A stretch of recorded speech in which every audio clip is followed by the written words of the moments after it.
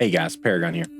A lot of people playing Diablo 4 will eventually get to the point where they will try to figure out why they are feeling weak. Maybe some will come to the conclusion that their level's too low, or it's a level scaling problem, or maybe they have the wrong skills or wrong passives. And let me explain why none of those actually matter.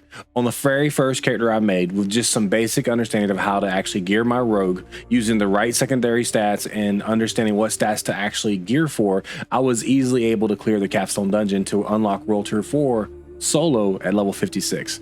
I immediately then started pushing World Tier 4 content, doing content that was like 10 to 14 levels above me.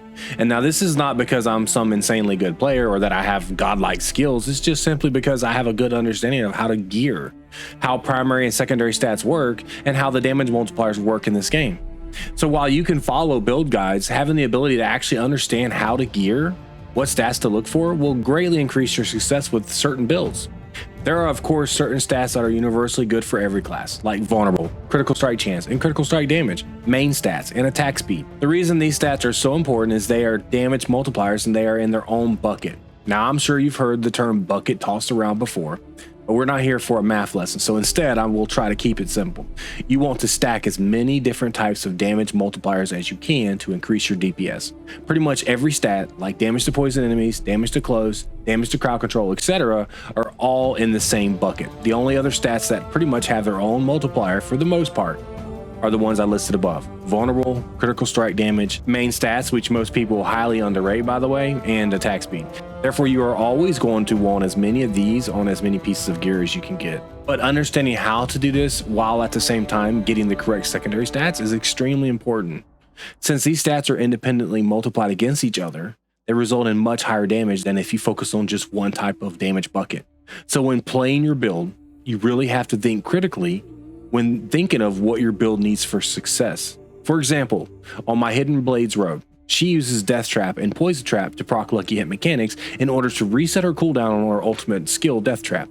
This build also utilizes shadow damage, applies vulnerable to enemies, and has extremely high crit chance, but ultimately really depends on being able to reduce the cooldown on Death Trap by getting those lucky hit procs, and at the same time needs to dump a lot of resource into Hidden Blades to not only increase the damage, but also increase lucky hit chance.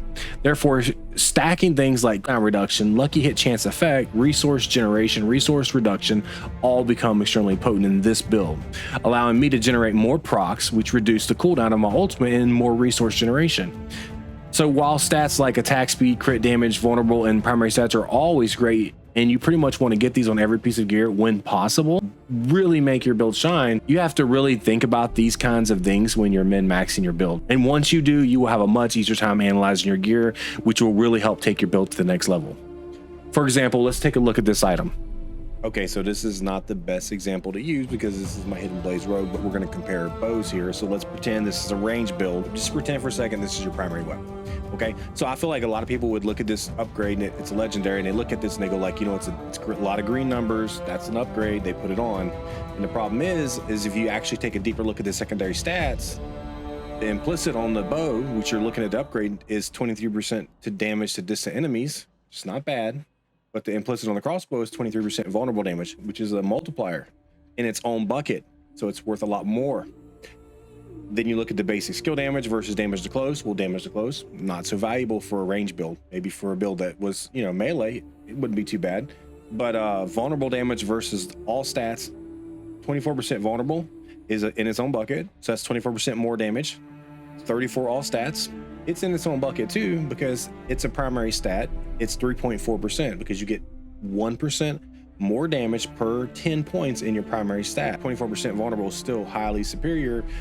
It crowd controls on both, so don't worry about that. And then you look at the last one, is ultimate skill versus damage to frozen. Which one do you think benefits more? Do you use an ultimate skill? Do you use frozen? This is where some critical thinking comes in, but overall it doesn't matter because you basically look down here and you're like, I'm gonna lose 47% vulnerable damage. That's a multiplier in a bucket of its own. That's hard to overcome. So right away, I look at that. I don't care if it's a green. I'm like, this is junk. You have to think about these kind of things when you're looking at your gear to decide whether something's an upgrade or not. Don't just look at the green numbers and the red numbers. Just blindly choosing green numbers or red numbers is not what you want to do. And I cannot tell you how many times I've seen people do this, just talking to my friends, watching new players, inspecting people in the game in general. I've just been talking about offensive stats for now, but the same is also true for defensive stats and gear choices. I can't tell you how many times I've inspected like a level 95 rogue who's wearing temerity legs. Temerity might be fine if you're looking for some offense and you're running the aspect to increase damage with barriers, or you have a class that benefits more from barriers. But your legs and your chest are two of your primary gear slots that was really going to keep you alive. You've got to know how to gear these slots. Let me first say armor is one of the most important defensive stats and something you're going to look for on a lot of pieces of gear. Armor also reduces incoming elemental damage by half of its physical damage reduction value. So like a physical damage protection of 50% is going to reduce elemental damage by 25%.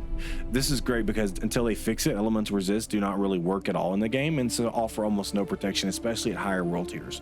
So understanding which of these secondary stats you need to stack is extremely important when deciding if your gear is good or not, because this is what's going to keep you alive. For example, on my druid or barbarian or my rogue, all are melee. I would probably favor stats like damage reduction while close, damage reduction while fortified, flat damage reduction, percent increased armor, life increase, dodge percent chance increase, dodge percent chance increase while close. These are all insanely strong, and when combined together add up to make you almost unkillable.